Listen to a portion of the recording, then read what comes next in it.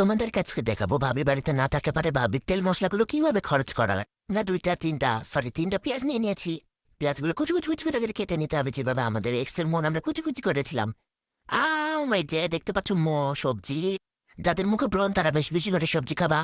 এই যে এখানে মুরগির মাংস, কুচি কুচি টাকা কাঁচা মরিচ, আর পেঁয়াজ নিয়ে এনেছি, ম্যাগি নিয়ে এনেছি। এই যে ম্যাগি কেটে এখন আমরা সবজির মধ্যে দিয়ে দিব।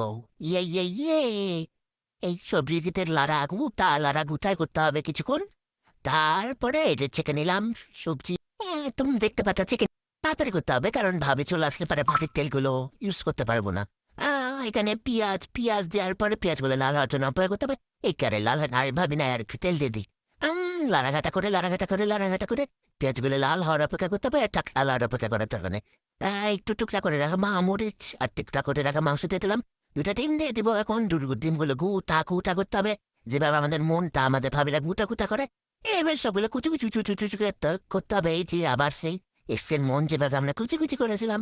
এবার সবগুলো নুডলস সবজি একসাথে দিয়ে সুন্দর করে একদম মশলাপাতি দিয়ে, যেভাবে আমাদের শাশুড়িরা আমাদের বউদেরকে মশলা মাখিয়ে আদর করে, ঠিক সেই রকম করে মশলা মাখিয়ে ওটার মধ্যে লবণ দিয়ে ওটার মধ্যে এখন এই চারিদিকে পড়ে গেছে, তার মানে একটু তুলে নিই।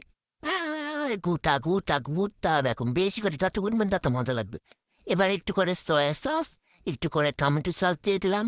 এই তো হয়ে যাচ্ছে, তাড়াতাড়ি করা লাগবে কিন্তু ভাবি বাসায় চলে আসবে না তো। এই যে আমাদের নুডলস তৈরি।